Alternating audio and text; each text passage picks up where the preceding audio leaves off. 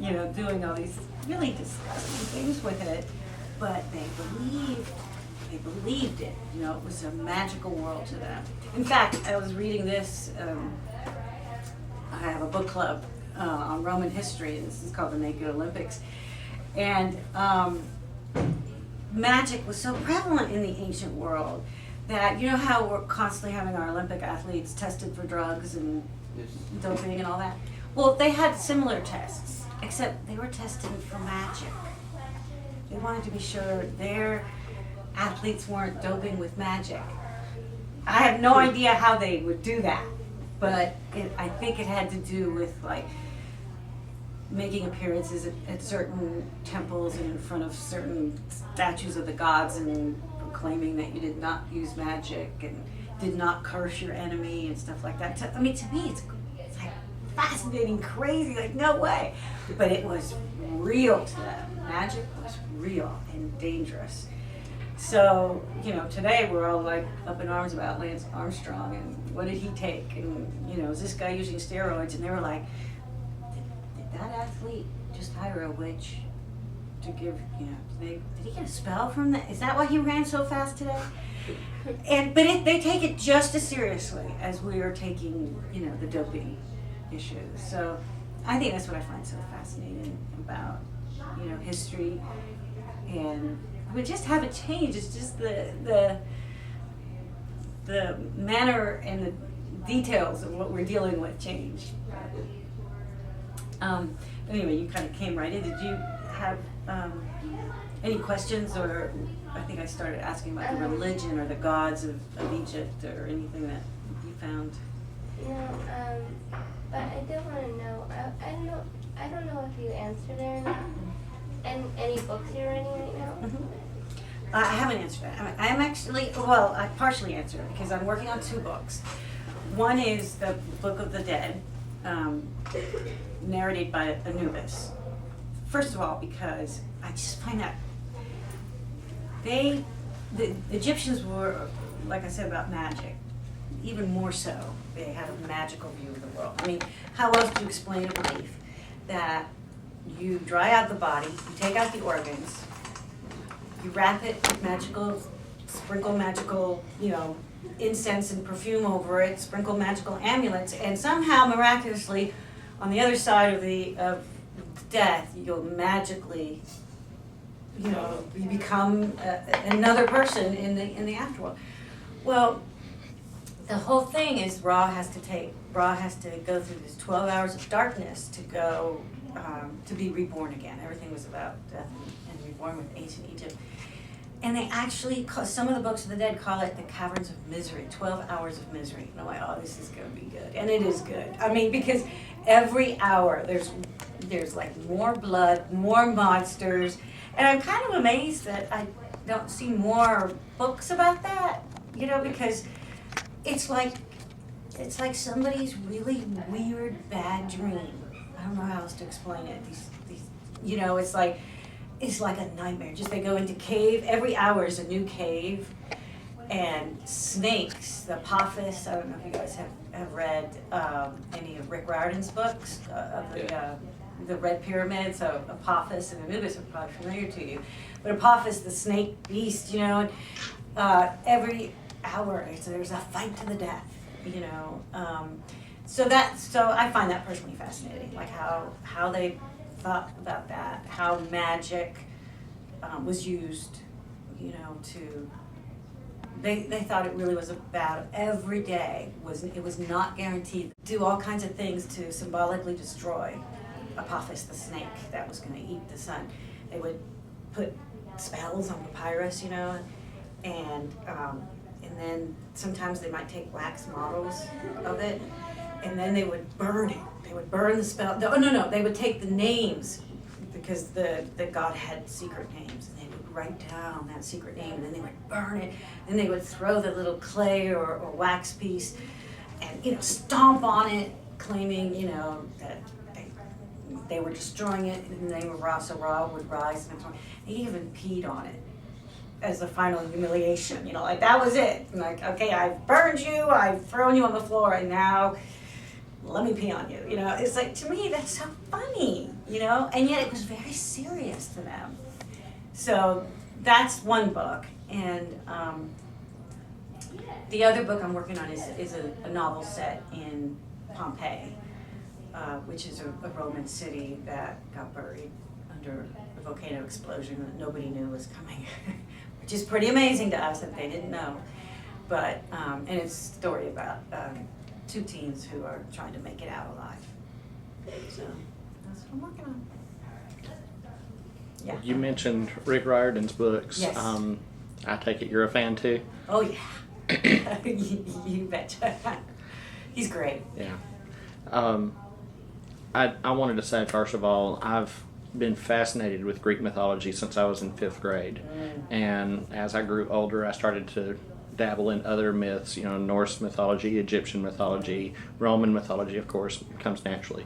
And that was one of the things that I loved the most about Cleopatra's Moon, was seeing them at a time when these cultures that all lived in their isolated regions were no longer isolated. They were mixing and mingling, and you had so many different belief systems going on at the same time, and they were conflicting with each other. And you mentioned that in this morning's performance. You brought in as well the Hebrew Right. religion that later becomes Christianity as well. So Right. Do you have a specific question? Sorry. I just wanted to say I really enjoyed that, because I could tell, based on my knowledge of all of those, that you've definitely done your homework. You definitely know what you're talking about, and that was one thing that I've tried to stress for my students that want to read this. It's a really good introduction to some of those. Good. But If they don't know. well, that's the thing, though, that's so interesting to me is, you know, when we have issues with, you know, ideological differences between, let's say, in the Middle East, between the Muslims and the Christians, or in that group, the Hindus and the, you know, all these isolated religious situations, particularly with the, you know, Christianity, Muslim, and Jewish, which are one God religions. I mean, we still have Hinduism that has multi-God. But in the ancient world, it was polytheistic, which, you know, if you study history, you know, means they believed in multiple gods. Well, when they believed in multiple gods, they didn't have wars over it. They just accepted, like what happened in Egypt when the Greeks took over, is they would say, oh yeah, Isis, she's like our Aphrodite. And so then Isis became depicted like Aphrodite. And then at one point, the Greek pharaohs were like, you know what, we're not really capturing the hearts of people. They came up with a new god. They actually invented a new god. They combined Osiris with Zeus and called him Serapis.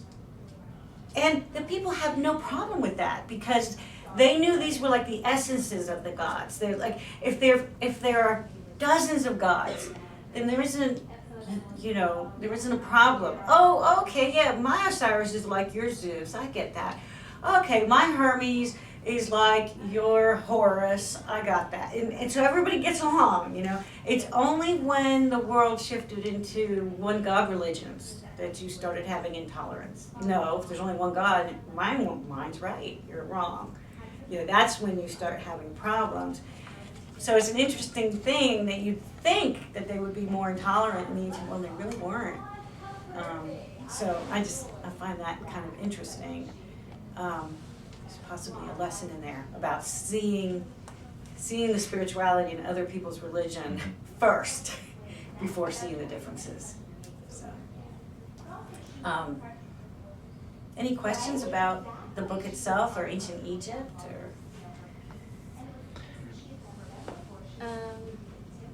Okay, so I'll be honest. When I first, I picked up the book, and when I read the summary, one of the main reasons I wanted to read it is because of the love story that's in it.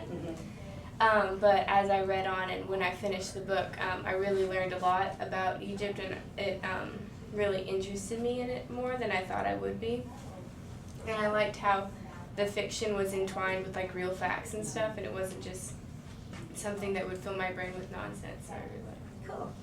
I'm glad that you like that. But I fell in love with the character that she fell in love with as I was writing him, which is an interesting experience. But I think probably anybody who writes where there is a relationship, you almost have to, because you have to make that it believable that the character's falling in love with this person. I loved him. I loved his character. He was like the only good guy all the way through, consistently. Guy of integrity, you know. So,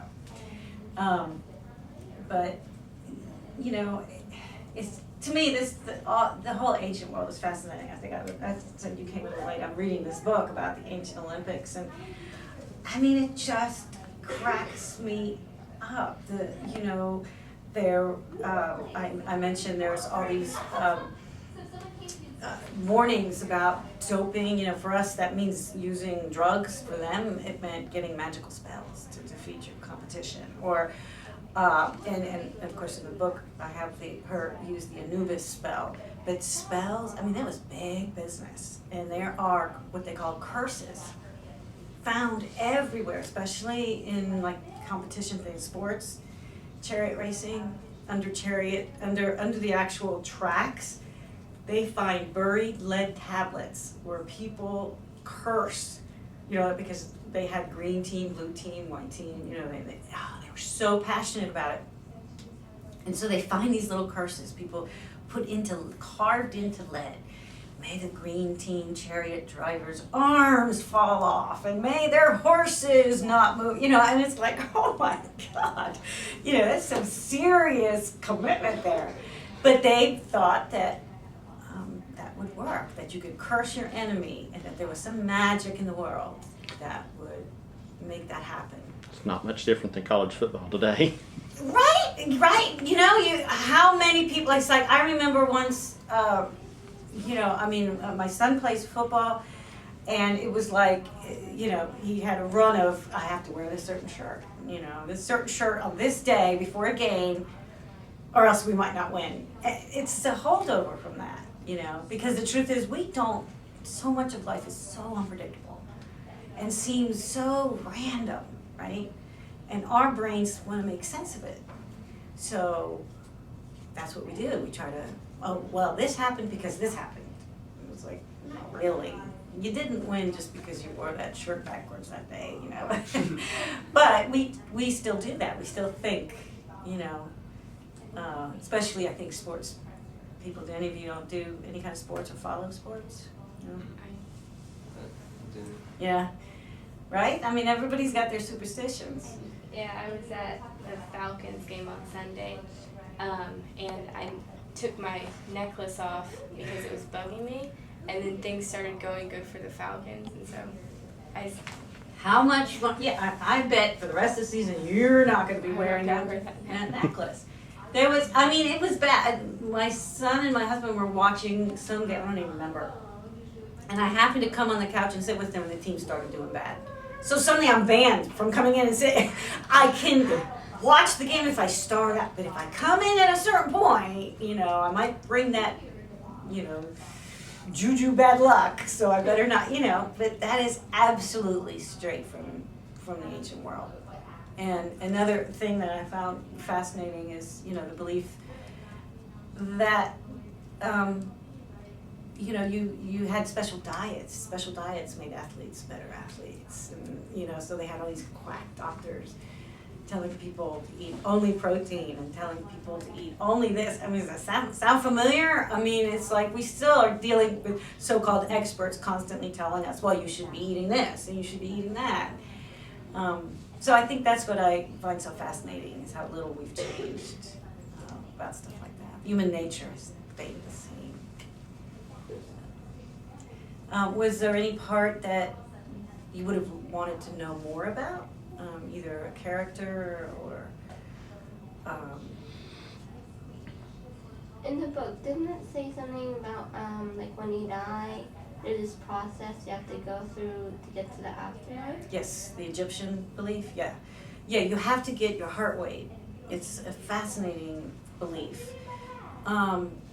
This is what the Egyptians believed. So to mummify the body, which means to basically dry it out, they take all the organs out and then wrap up the body. The one organ they leave in is the heart. And the reason they left the heart in the body was because it was like your admission ticket to the afterworld. But you didn't just get a pass. You had to, after you were mummified, you met with Anubis, and Anubis took your heart and put it on a scale against the feather of truth. Have you guys ever heard about that, or does it sound vaguely familiar, the feather of truth? Actually, it does. I Yeah. used to read a lot of history books in elementary. Yep. And wasn't there like this certain monster that would Yep. eat your heart Yes.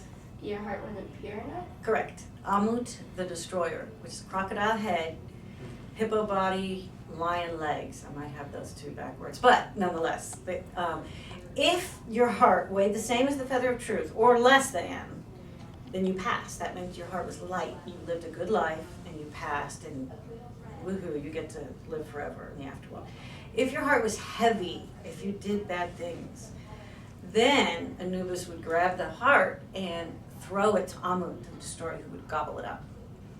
All that lovely, squishy, juicy heart gone, right? And without that heart, you could not go into the afterworld. Then what they believed, the consequence of that is you would turn into an evil spirit and never find peace. You would turn in, you would become a spirit and just kind of like haunt and make things miserable for yourself and for others.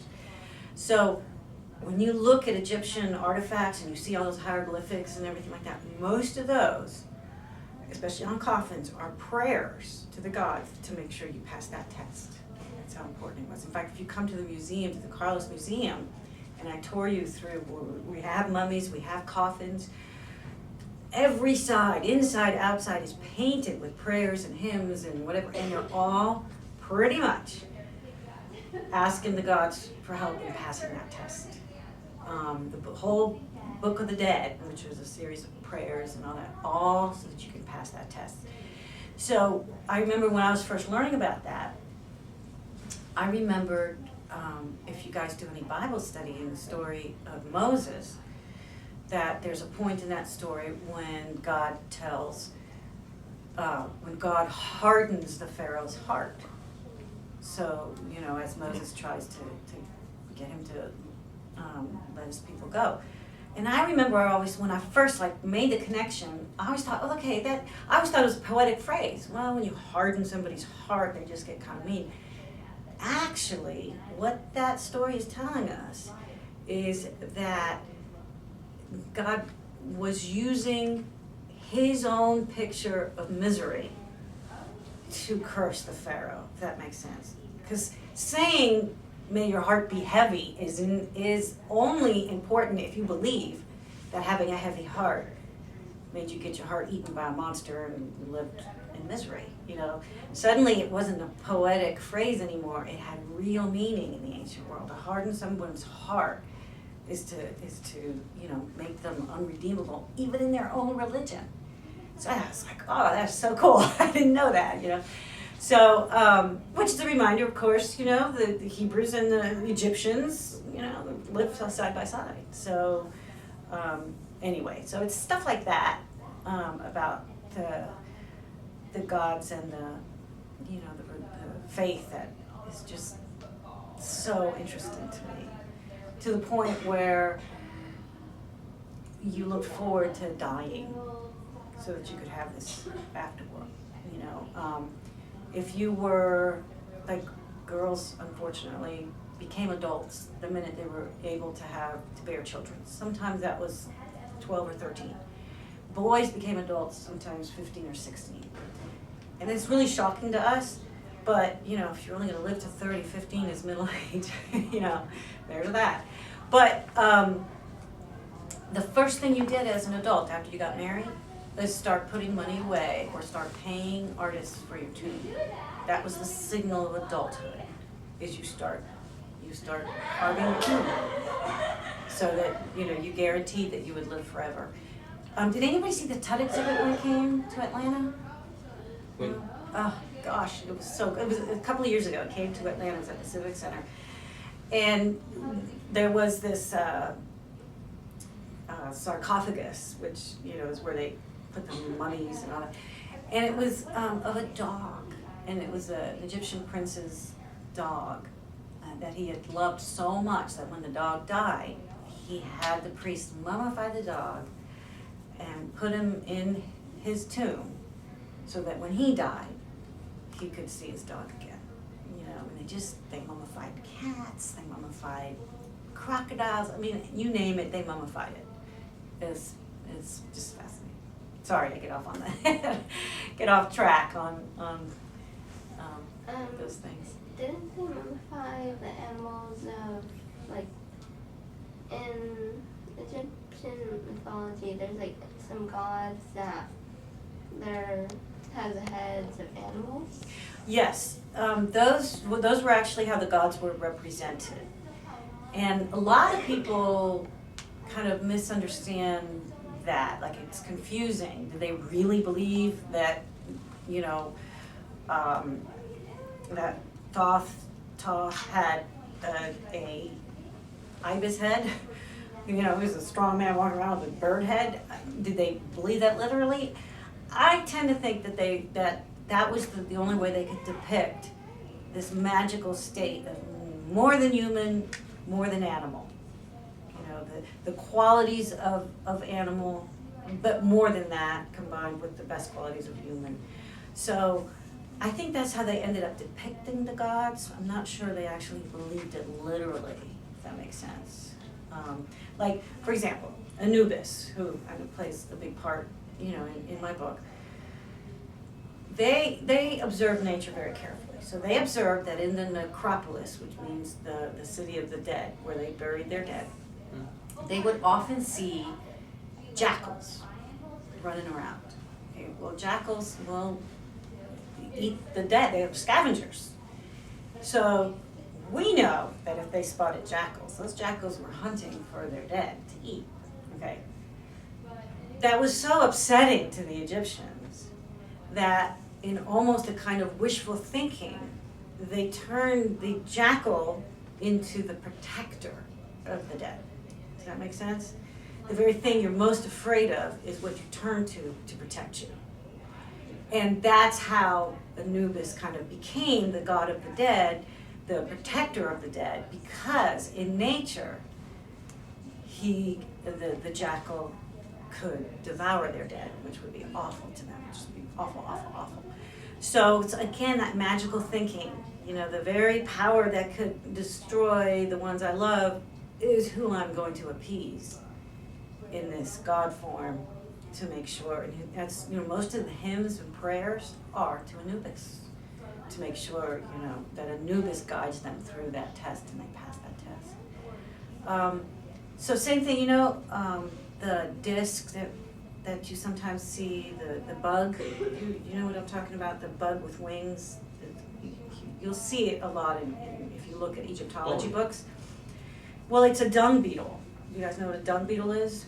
Yeah. Yeah, it's a bug that finds pieces of poo and rolls them into a ball. And again, the Egyptians watched this and were like, that is very strange, honestly, if you think about it, that is strange. But the bug laid its eggs inside this ball of waste, right?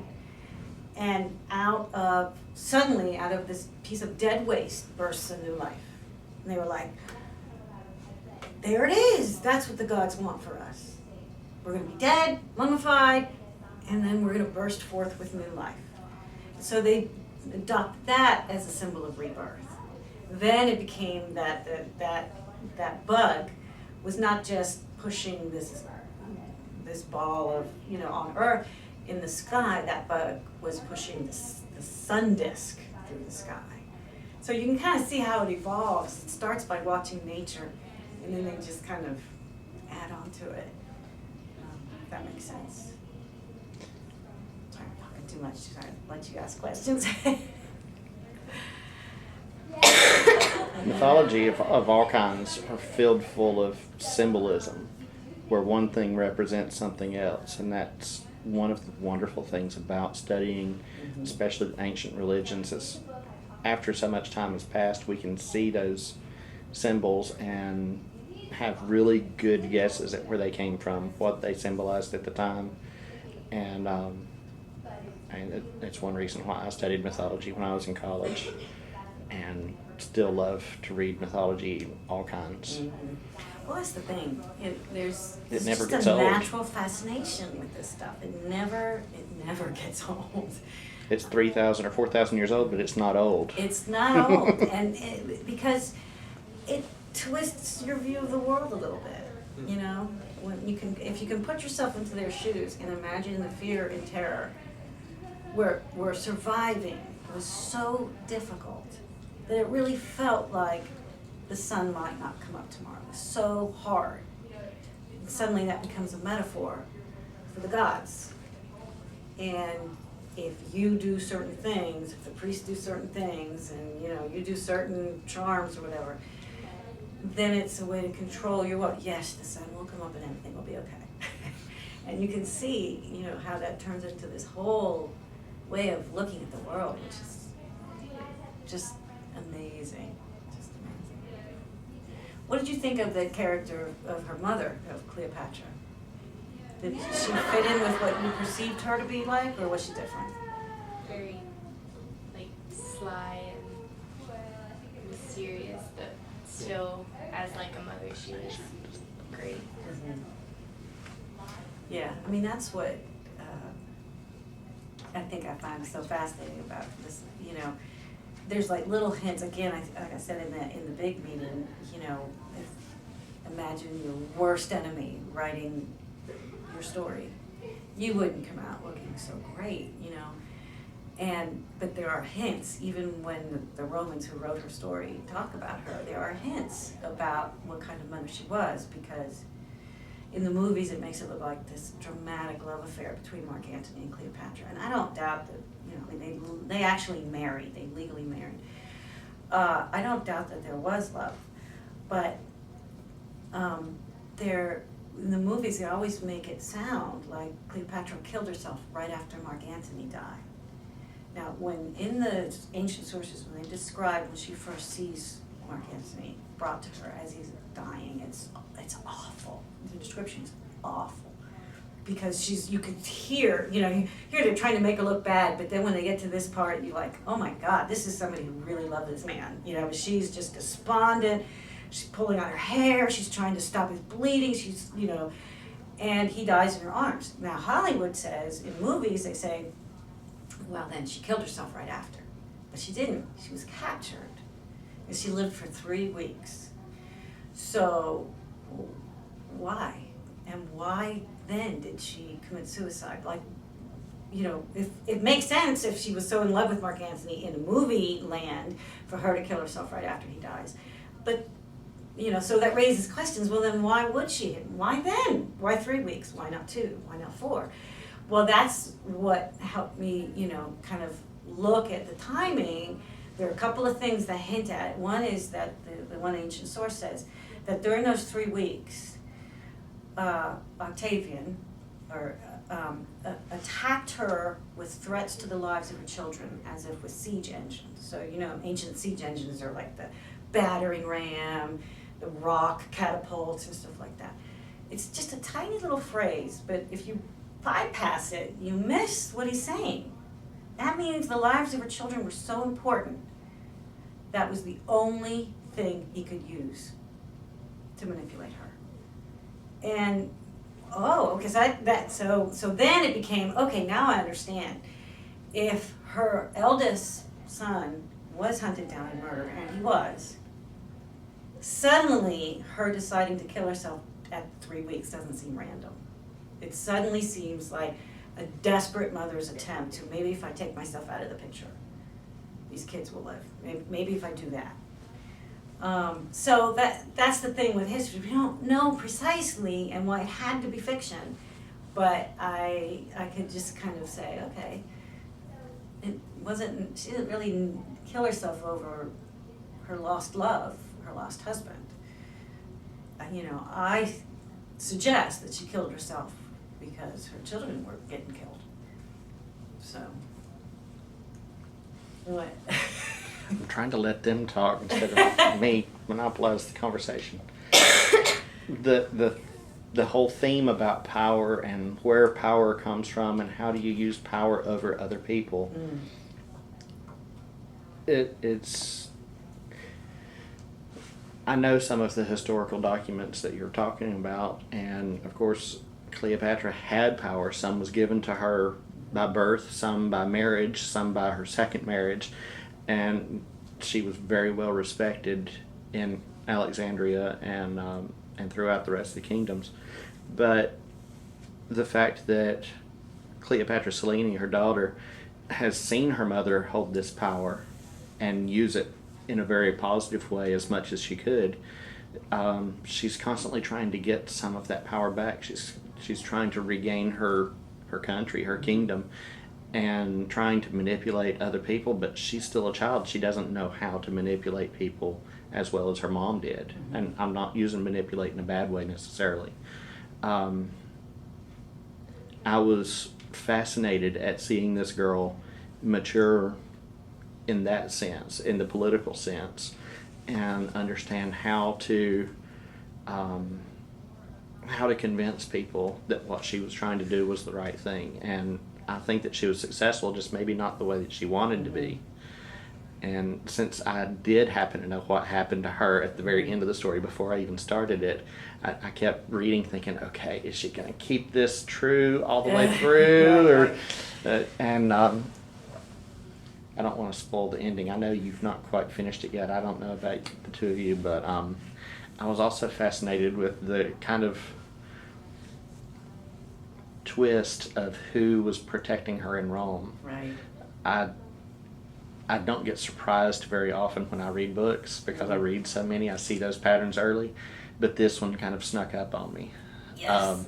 I think I figured it out maybe 3 pages before it was told to me. It was very close. I really enjoy being surprised like that. Well, so I wanted to good. say thank you for that. Well, it's I think the people who don't know her reputation, this person's reputation, would have no meaning, but I was counting on people who are coming to certain characters with certain beliefs about prejudices and beliefs, and that's what I used. Well played. Well Yeah. played.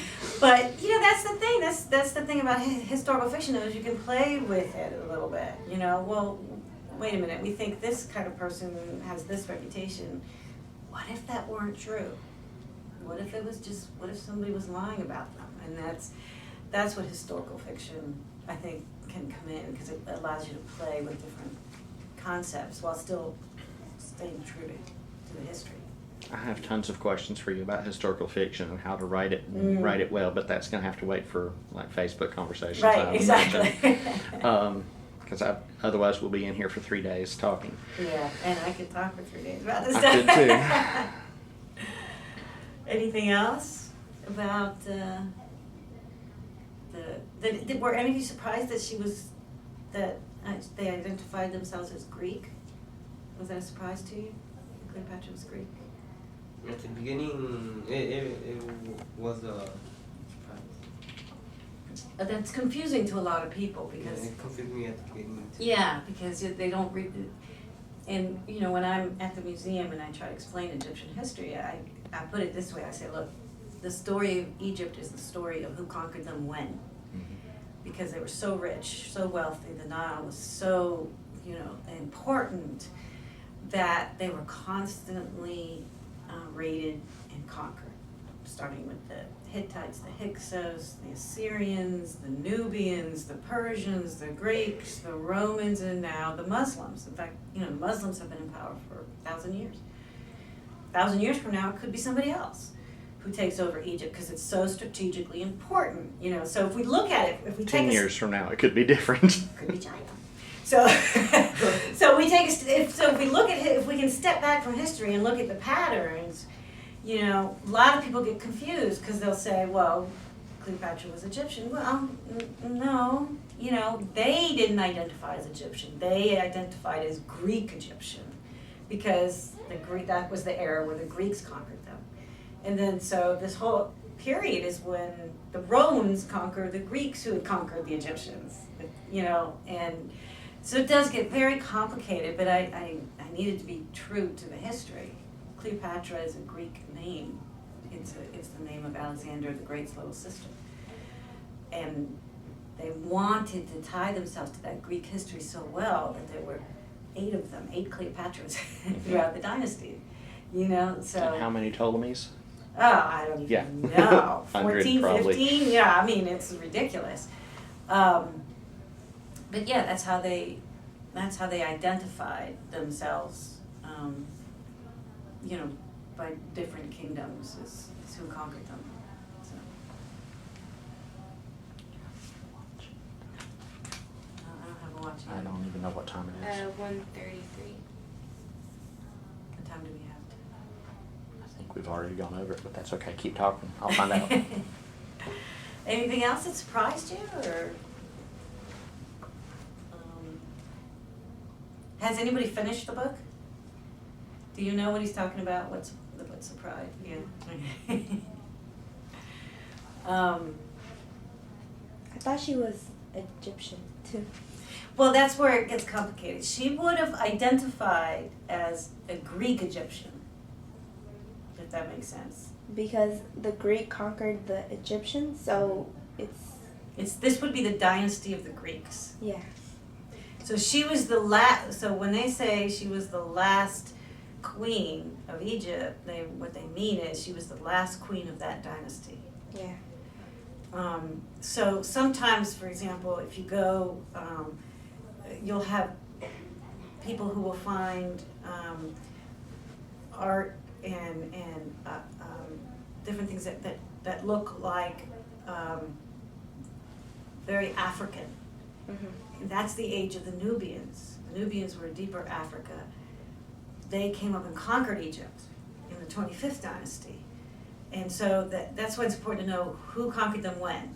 Because the mistake that people make is because they kind of look at this period and they say, oh, these people were, their gods and everything were very European. They're very Greek. Oh, well, then the Egyptians were European. No, they weren't, just when the Greeks were there. You know, and the same thing, you know, people, the era of the black pharaohs, they'll say, oh, well, see, they were black pharaohs all the way through. Not necessarily, just during the time the Nubians came and conquered them. Does that make sense? So Yeah.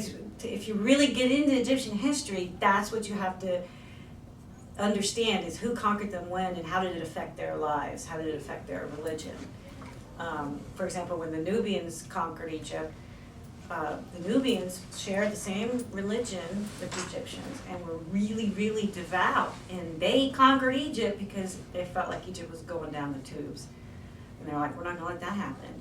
It's too holy a place. So the Nubians came in, conquered them, rebuilt stuff, rebuilt temples. But then the Assyrians came back and kicked them out. You know, so it can get very confusing. But if you try to think of it as a very melting pot of people, because there were so many people coming in and taking power that it just all is a real melting pot. To answer your question, we've got about 7 minutes left. Oh, okay. I was afraid we were running over. I tend to do that in my class. Sylvia can tell you. What are you guys reading now in class? Yesterday I finished Delirium. Wow. That. What is that a new series? There's like 2 books in it, and I like her. I just didn't know that there was a new series. it's kind of like they've been comparing it to the Hunger Games, but it doesn't like have like the Hunger Games in it. It's just dystopian. Right. What about you? What have you been reading? I'm reading Wake. Oh yeah, that's good. That's a good one. I forgot her name though, but I know which one you I mean. forgot It's a her good. name. It's really hard to read. Yeah, that's a good one. It's creepy. It is. Yeah. Like, that book. I don't know when. That book sometimes confuses me because I don't know when she falls to sleep and. Exactly. Yeah. Exactly. And it's like, is this a nightmare? Is this really happening? Yeah. Yeah. Yeah. It's creepy. It's very good. Sometimes I have to go back into the same page all over again. Let's read it 5 times. Yeah, that's a good book. What about you? Well, I'm reading your book. There isn't really any other books. Yeah. I'm in the beginning of it, and so far it's actually kind of good. Oh, good. I'm glad. It's the woman that was here, the literacy woman that was here earlier was asking, I think she was curious because I think she felt like my book was for a little bit older kids than middle school. I think she's right, depending on the student. You know what I mean? Like, the book might be a challenge for some students, you know. I'm always surprised when kids sometimes, are you guys, what are you, 13? 12, Yeah, 13? I'm 13. Yeah. I get my best letters from kids your age, which is really amazing me. Because I always thought it was going to be, okay, it's going to be kids 14, but kids in high school who are reading this. So I once had a 13-year-old girl talk to me on Facebook. She messaged me how much she loved the book, and there was this, that, and the other. And there was a key scene where, well, I don't want to give anything away, but Mark Antony tells Celine that she bet on the wrong god, that, you know, she needed to bet on Dionysus. So this girl writes me and wants to know why the heck I used the Greek Dionysus and not the Roman Bacchus, because Mark Antony is Roman. I was like, wow, that's a really good reader. I don't get it. Anyway, I just found that fascinating. There was good reason for that, because he was, you know, and I had to explain to her the history. I didn't have time to go into it in the book, but Mark Antony was called the new Dionysus. And so they called it a marriage of Isis and Dionysus.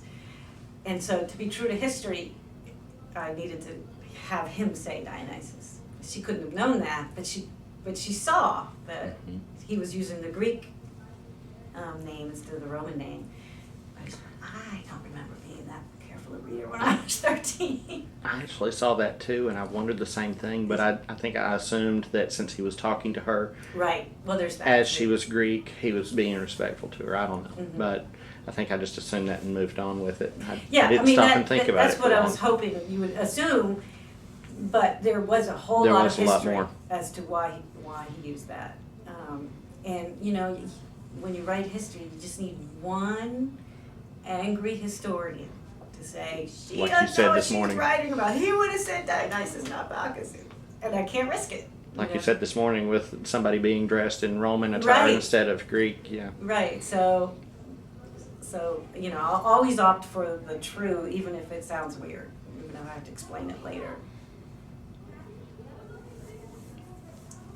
What about you? Are you reading anything interesting? Yeah, I'm reading this book called The Help. Oh, Very wow. good book. Yeah, I love it. Now there's somebody who got like hundreds and hundreds and hundreds of rejections. If any of you ever think about writing, you have to develop a thick skin. Nobody wanted to represent her as an agent. Nobody wanted to publish her, and she just believed in her book. And next thing you know, #1 New York Times bestseller, a movie. You know, it's a good story. It's sad. It is sad. Well, there are parts of it that are hilarious too. Yeah. Yes, there are. You haven't watched the movie yet? No, I want to see Good. it though. Wait Good. until you finish the Wait, book first. Exactly. Books are always so much better. Yeah, that's true. Almost always. All right, name one. The Running Man by Richard Bachman or Stephen King. Yeah, Most books. most. Is the only one who survives of her brothers, the only child of Cleopatra to survive to adulthood. So what happened is Cleopatra and Mark Antony lost a war. Mark Antony, they may have to keep in mind, in the ancient world, committing suicide when you lose a war, when you're defeated, is an honorable way to go. Like, they considered that honorable. So when he knew he'd lost the war, he fell on his sword. That's what they call it. If you've ever studied Japanese culture or any other culture, that's a common thing. Saving face or whatever they want to call it, but kind of getting yourself out of the picture if you've lost is a way to maintain your dignity. So he kills himself, and then later she kills herself, famously with a snake, supposedly. There are people still arguing about this now.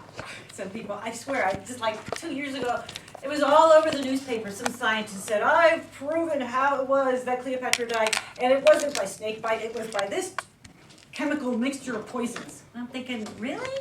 Like, okay, you found her body, and you did toxicology tests? Because until you do that, nobody knows.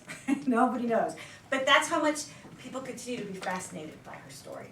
So according to legend, though, she had somebody sneak in a basket of figs with a cobra hidden at the bottom of the basket. And the Egyptian cobra is called an asp, A-S-P. And she supposedly, right under the noses of her Roman guards, took the snake out and had it bite her on the arm and then died. And that was, from that moment on, the legendary story about her. Some people say it was poison, and even the Roman writer who tells us how she died says it could have been poison, we don't know. But there were some who said it was a snake. They found like snake slithers through the sand, so who knows. I like to think, because the queen of Egypt and whatever, here's the thing, the cobra meant royalty, right? You see the crowns with the rearing snake, that meant royalty.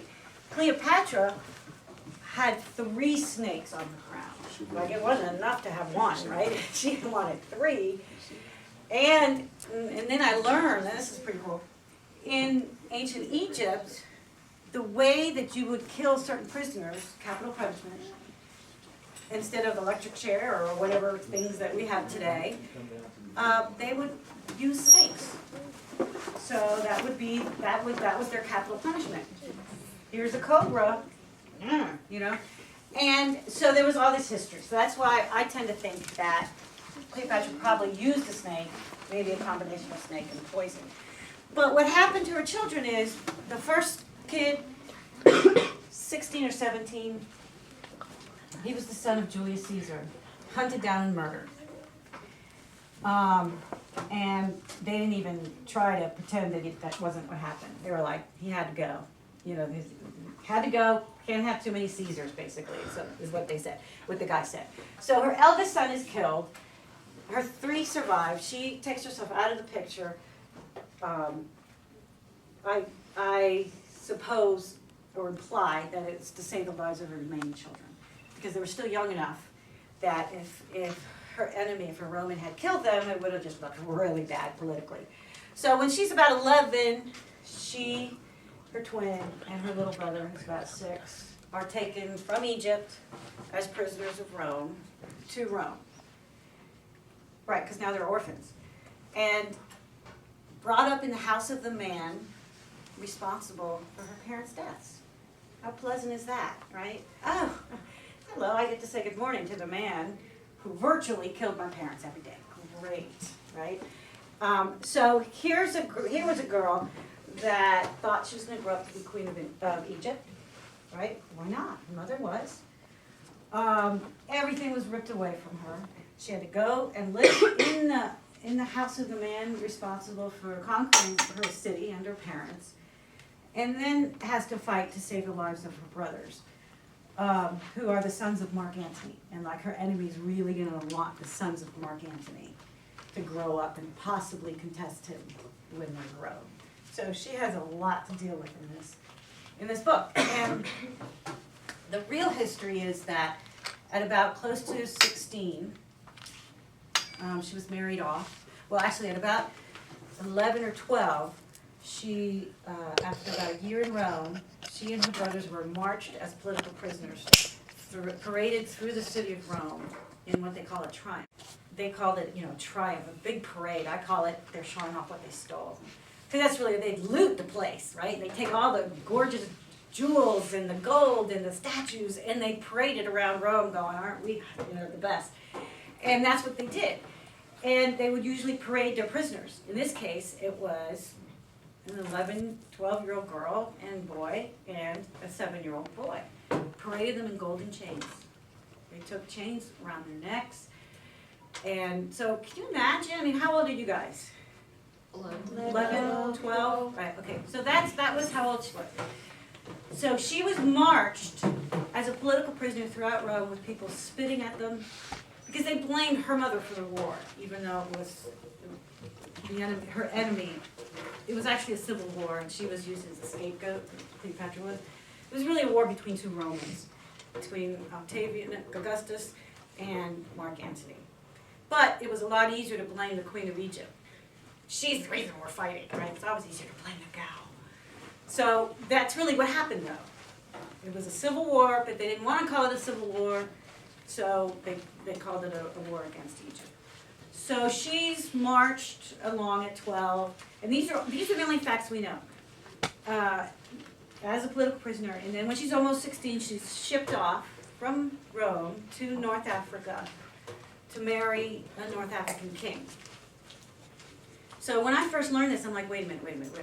The daughter of Cleopatra not only survived, but ruled as a queen in North Africa, and we don't know about it? How is that even possible? That the daughter of Cleopatra and Mark Antony ruled as a queen for decades in North Africa, and nobody knows about her. So that's what got me started. So I had to write her story, and since we didn't have a lot of facts, I had to do it in fiction. But you could go to Algiers/Morocco, that area of the world, today, and find her tomb. And the tomb of her husband. And here's what I like to think is interesting.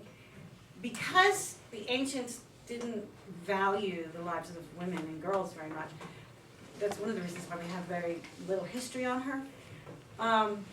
They don't even know if she had daughters. They know she had one son, and a kid she called Ptolemy, who took over, who became king, was later murdered by Caligula, by the crazy Roman emperor Caligula, who was so crazy he made his horse a senator.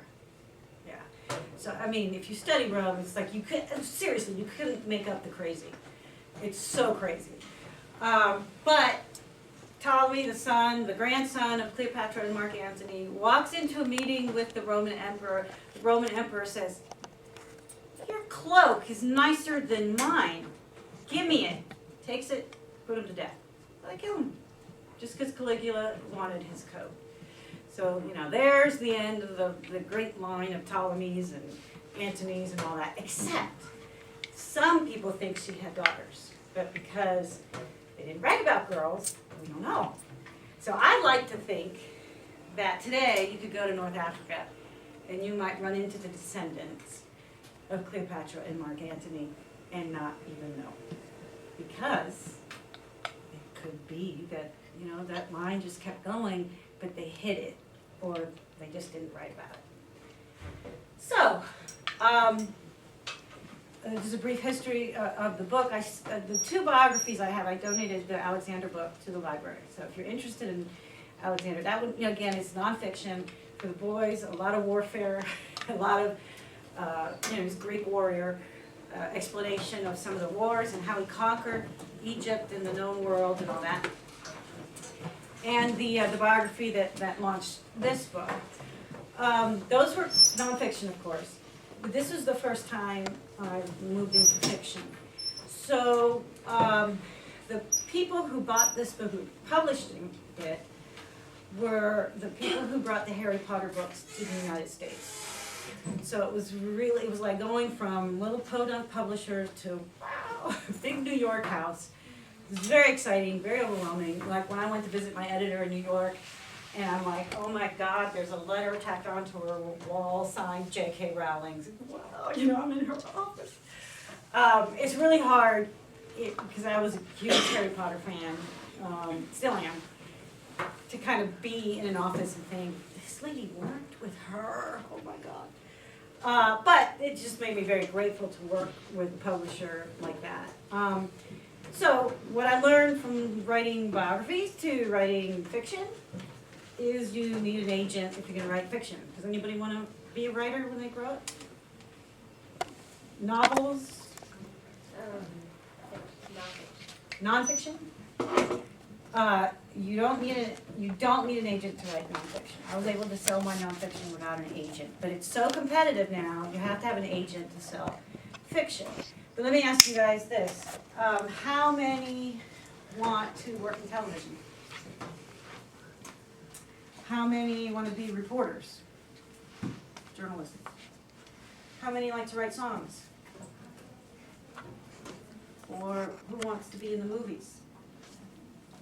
Okay, the reason I'm asking these questions, because even if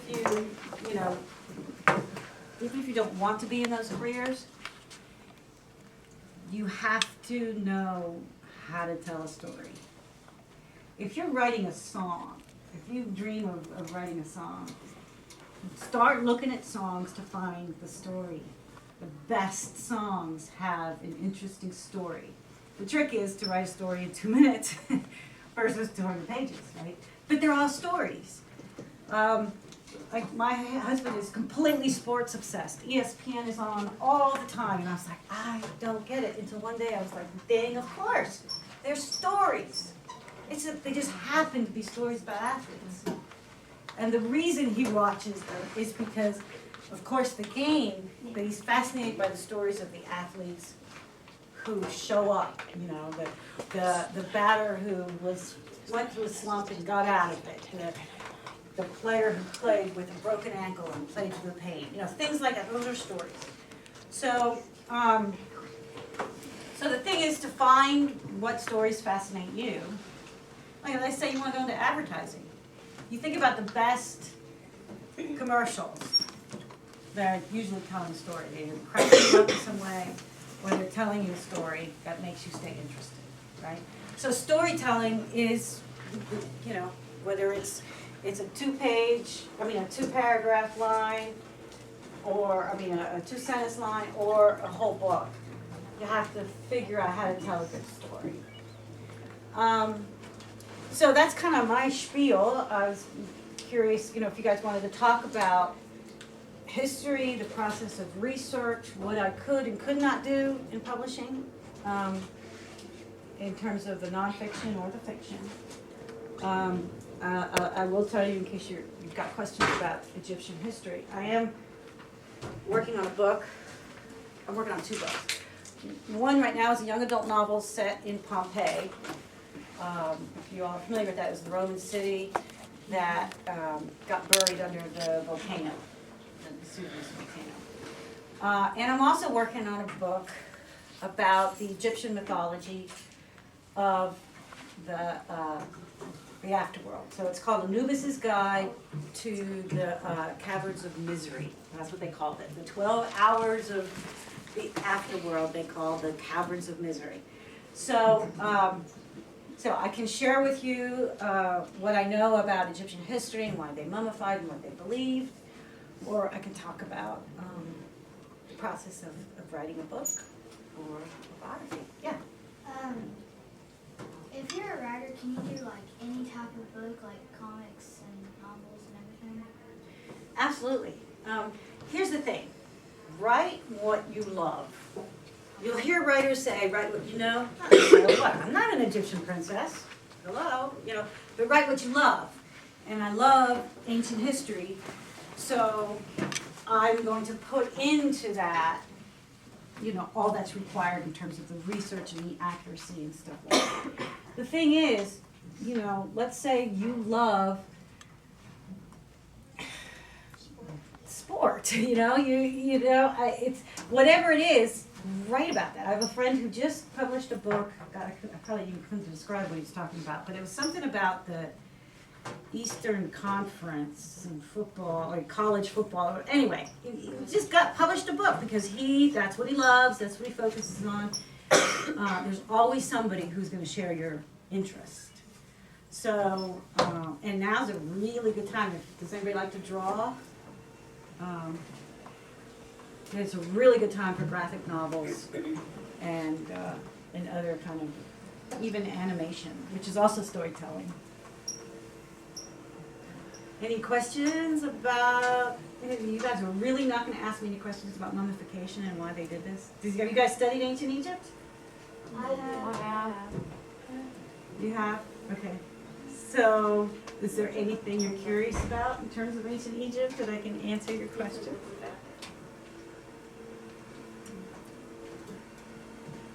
Seriously. Come on, guys, this is a chance of a lifetime. It's not Yeah. like you made an author. Is Cleopatra and King Tut related? No. There's about 1,000+ years between them. And this Are is they related? Like, no. And let me explain why. How that works. Egypt was so rich and wealthy and attractive to everybody in the ancient world that it was taken over by a series of conquerors. Okay?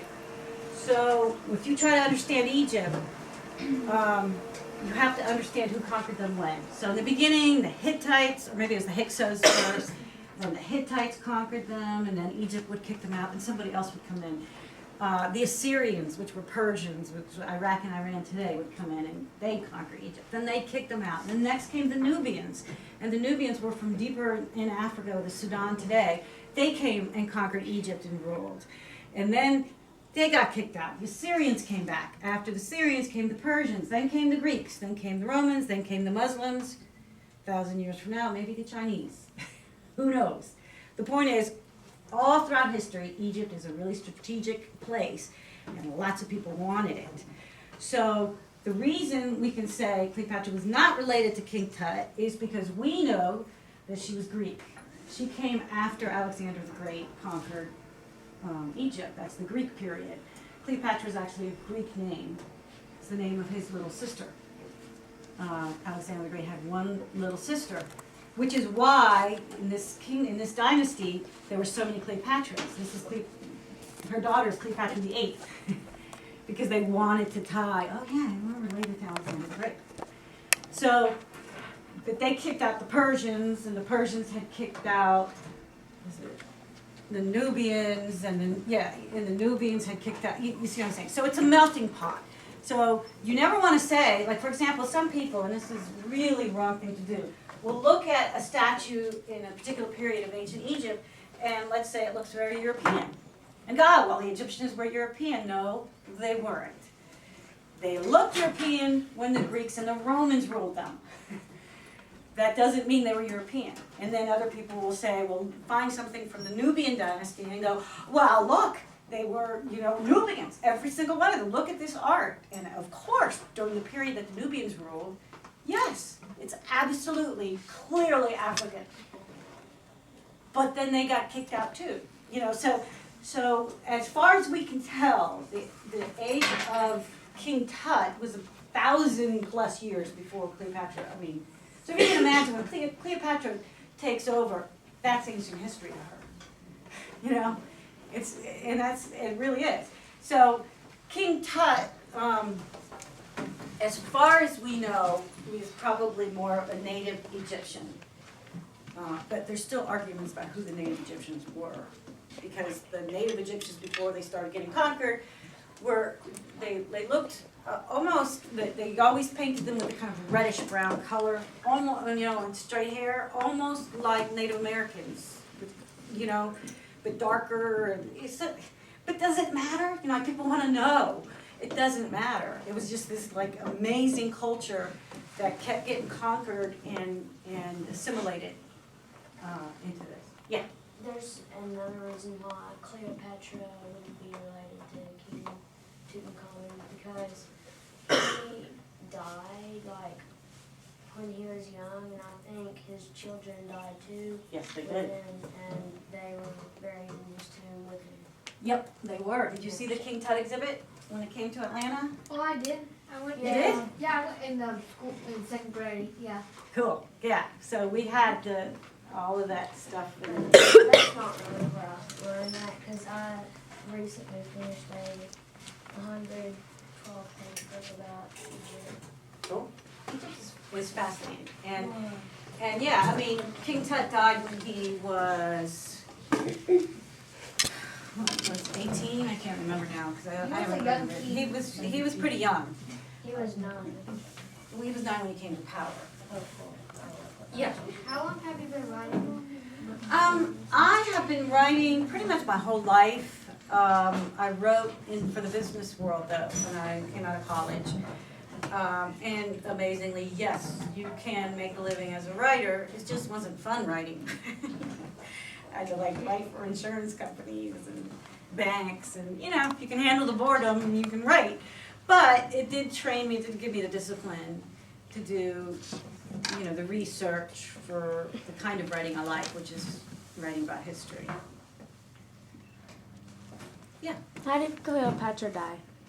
Cleopatra or Cleopatra Selene? Celine. Selene, the daughter. We don't know. We know in general when she died, but again, the lives of women and queens, you know, the only reason we even have a record of Cleopatra, her mother, was because the Romans needed to justify a war and blamed her for it. So in order to justify a war, you have to make your enemy look really, really bad. That's the only reason we even have anything about her. We have virtually nothing on other queens of the period because to the ancient Romans they didn't matter. So we know how Cleopatra died, of course. I talked about either poison or snake, but not how her daughter died. Yeah. How did her daughter's husband die? Old age. Old age. Yeah. Yeah. Okay. So now here's the thing. Her brothers disappear from the history books. Okay. So the last time her brothers are mentioned are, I told you, when they were marched through Egypt as political prisoners, right? And then they're never mentioned again. We do know that she was married off at 16 to a king of North Africa. That was a Roman province. But not a clue about her brothers. So this is where fiction comes in. I had to write what I imagined happened to her. Now, the guy who defeated Cleopatra and Mark Antony and took over their lives was a brilliant politician. He was a snake. I mean, this guy, he was brilliantly evil in the terms of like gaining power. I mean, the guy was pretty young, and yet he conquered pretty much the world in order after he beat Mark Antony. So I'm thinking, looking at it from his point of view, do you think a guy that smart, that politically savvy, would have ever let the sons of Mark Antony grow up to be soldiers and generals? No way. No way. So the boys mysteriously disappear. And the history books don't tell us what happened to them. So I got to create what I think might have happened to them. And that's what I put in my novel. But we don't know for sure. That's why it's called historical fiction. Yeah? How long ago has it been since the war? For the Romans? Okay. Cleopatra was defeated in 30 BC. So that's a long time ago. But it's a very interesting period of time in history, right? Because we're about a generation away, a generation and a half, 2 generations before Christianity begins to really take a foothold, right?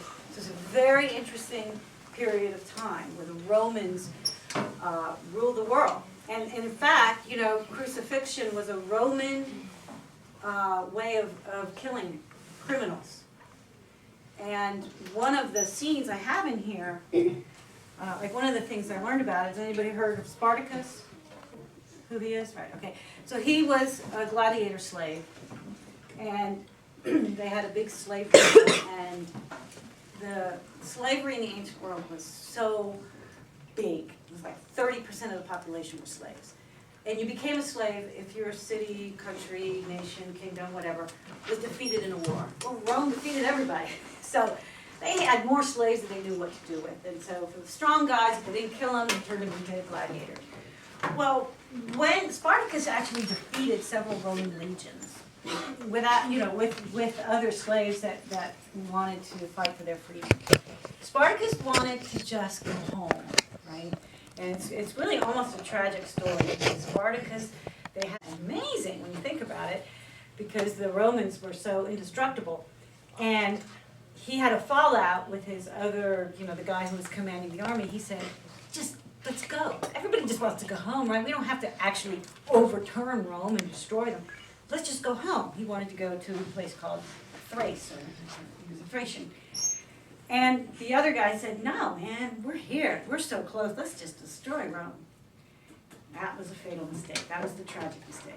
Because if everybody had agreed with Spartacus and said, you know, you're right. We don't need to take over Rome. Let's just escape back to our homes and, not be slaves anymore, he might have lived. But he didn't, and so ultimately they lost against the Romans. So how did the Romans keep control of all the slaves that they had and make sure that nobody ever revolted again?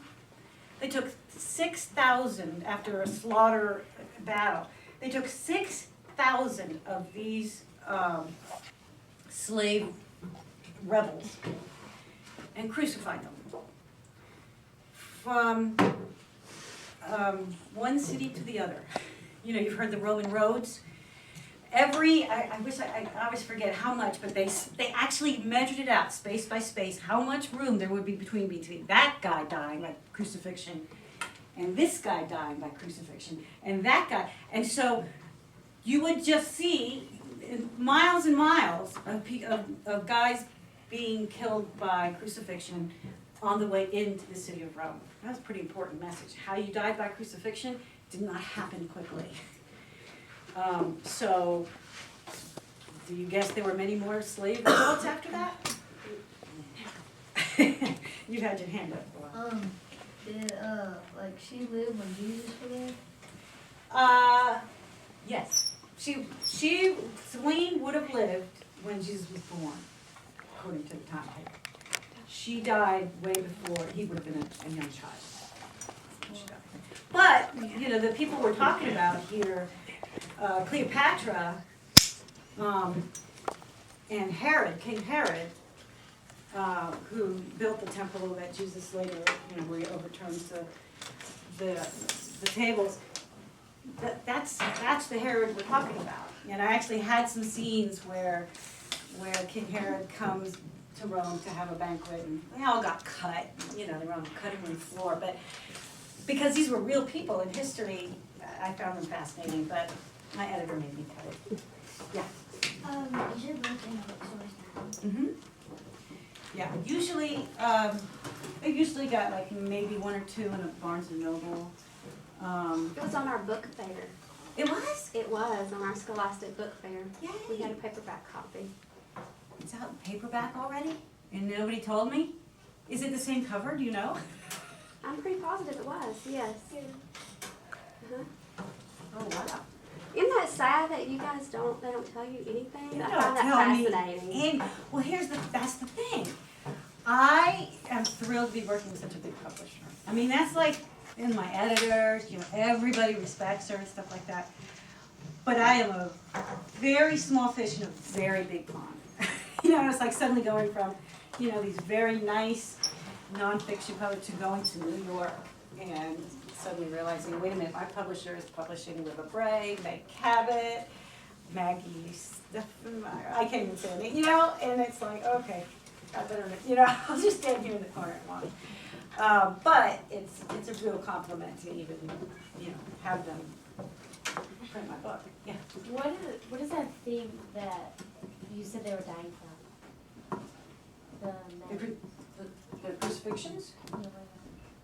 You want more information about it? Well, in terms of Christianity, of course, anytime you see a cross or Jesus on the cross, that's a crucifixion. It was a Roman way of dealing with criminals. So, but if you want gross information about how you actually died in crucifixion, they didn't put nails through the hands. That's a medieval invention because the weight of the body would just cut through the hands. So they actually put it in between the two bones here. And then they would also tie, and the ankle bones, and they would, stake it into the cross.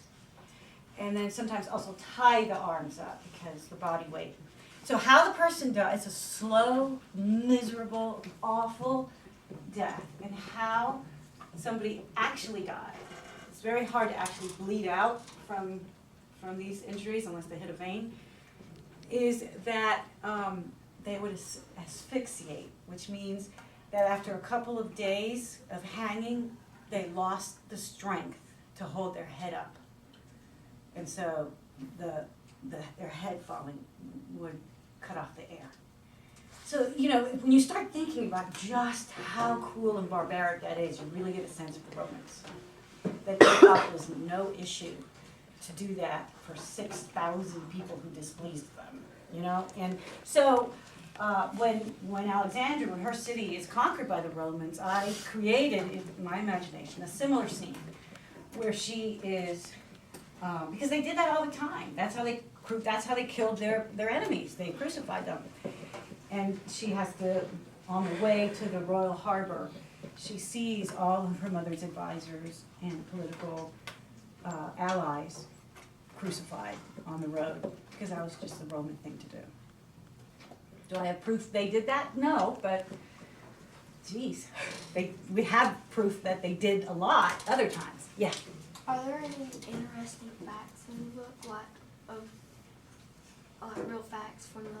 Yes, in fact, that's why I can call it historical fiction, because it really is based on history. Like one of the facts that I came across that I thought was, I just had to work it in, was that the Egyptians believed that you could, in magic, okay, they believed that magic was real. And the people who performed magic were the people who could read, because they could take what looked like just a bunch of squiggle lines and turn it into words. So when you think about, people who couldn't read, that would seem like magic.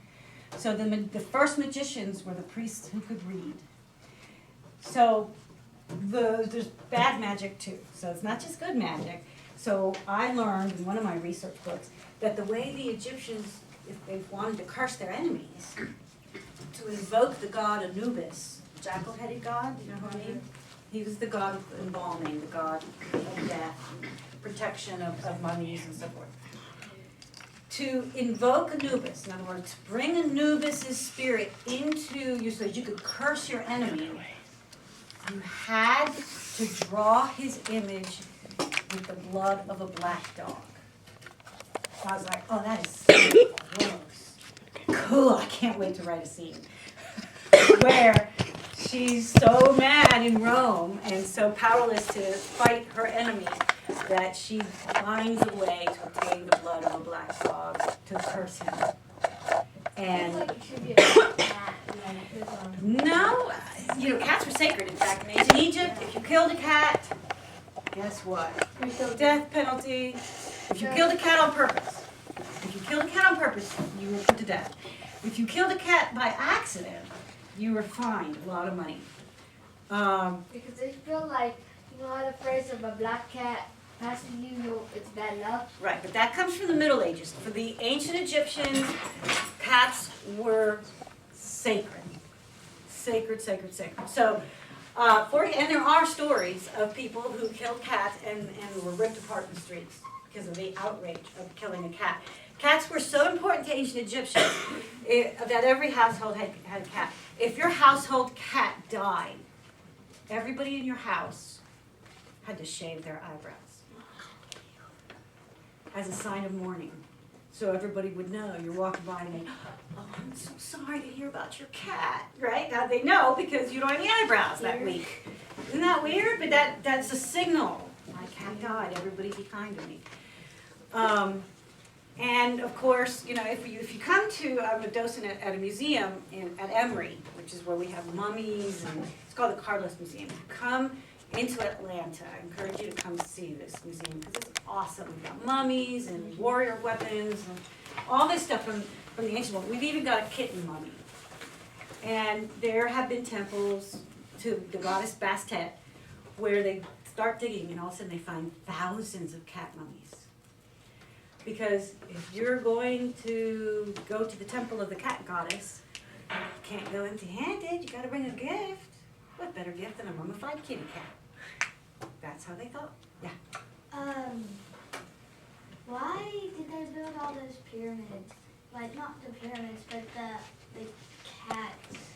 Oh, because they were sacred to them. And I actually wrote a book that I couldn't get published about that whole process of how they domesticated cats and why they thought cats were so sacred. When you think about it, their lives depended on grain, right? They farmed the Nile, and only after the Nile rises and then when it goes down, it leaves this rich soil, right? So then they have to store the grain for all those months where they're not farming. Well, the first thing that happens when humans started storing grain is that we started getting invaded by rodents, right? Mice started coming out like, free meal, man. Look at the whole silo of grain just for me. Thanks so much. So the Egyptians probably noticed that, hey, wait a minute. Look, this creature came out of the marshes and is killing my enemy. And it's a little cat. And that cat is chasing the mice, hunting the mice. Not only that, it hunts down the snakes that also dog us in Egypt. Can you see why it suddenly becomes sacred? You don't want to kill the thing that's killing what might make you starve. And so that's, I think, how that whole thing started. Why did they build the pyramids? If you can answer that question unequivocally, you, sir, would win the Nobel Prize. Nobody knows for sure. The leading theory is, of course, that it was a tomb for the great king. The problem is, and they have all these tunnels, and they have a place where the body would be. There's no body. So we can't figure out, was it really a tomb, or was it a distraction? In other words, everybody, robbers, it's over here, look at this big pyramid, and then they hid the tomb someplace else. We don't know. So, some people have said that it's an astrological thing because at a certain point in the day, the sun absolutely gets in line with the pyramid and shines right up. We just don't know. Now, some books will say it was for tombs, but what they're not saying is that there's also other theories. It was most likely for the tombs of the kings, but we're not absolutely sure. Yeah? Is there anything, is it like empty in there? Like, can anybody get inside of there? Well, no. Like today, if you went to Egypt, they wouldn't let you in. But here, okay, let me explain why some tombs are empty. And have them. Has anybody seen the movie The Mummy? Yes. Yeah. I can't watch that movie because I start throwing pillows at the TV because there's so many things wrong with that movie. Don't get me started. But the Curse of the Mummy and all that stuff. That's an old story, and here's how that got started. Okay, even in the ancient world, people knew that the kings were buried with lots of wealth, right? Just think of King Tut's mask. You know how much gold there was just in the mask alone. So, if you're a robber and you have no way to make a living, you spend your time figuring out where those tombs are, right? So. Let's say you're a robber, you figured out where one person's tomb is, you go in and you break in, right? So you're a group of you. So one guy's stealing the jewels off this, another guy's stealing the golden statues of cats, right? And they're rushing out. Your job is to get to the mummy. The reason is, think of Tut's gold mask. If you were wealthy or a king, you were going to have a gold mask, and you were going to have jewels put all over your body. And on top of that, you're going to have golden magical amulets put in all the wrapping. Okay, so that's part of the mummification process. There would be a scarab amulet over the heart. There might be the eye of Horus over the forehead. Every single place on your body, just about, had an amulet of magical protection, right? So, tomb robber comes in, right? Buddies are taking the other stuff. Throws open the coffin lid, grabs the body, runs across the room and starts unwrapping it, starts stealing the amulets, right? Well, maybe they hear something, and the guy's like, oh my God. So he grabs the body because he hasn't finished stealing the amulets, and he runs out into the desert to finish unwrapping in a cave somewhere, okay? The thing is sealed up and lost to time. 2,000 years later, excavators come in and they find a tomb, okay? So in the 1930s, 1920s and 30s, they were finding all kinds of things. Imagine the shock of walking into a tomb that you think hasn't been touched in thousands of years, and you see a coffin lid thrown open, and you see a mummy across the room, discarded across the room. What's your first instinct? Like, oh my God, He's alive! that thing walked! Oh my God, right? Nightmares, right? Stories start spreading. When now we know what really happened is some robber came in there, was trying to steal the amulets, got scared or spooked, left the mummy or walked out with the mummy, and left the tomb empty, no body. That's why we have so many tombs coffins that are empty. They did not get up and walk away. They were stolen. But you can see how the myth of the curse of the mummy might start, right? And that's how it started. Yeah. Didn't they used to put the people who died in the pyramids, didn't they? They think. The problem is that we haven't found anybody. We found the hidden stairways, we found the tombs, we just haven't found any bodies. So we don't know, did somebody steal the bodies? Or was it really designed to just make it look like you buried somebody there so that robbers would spend all this time trying to figure out how to get into the pyramid, missing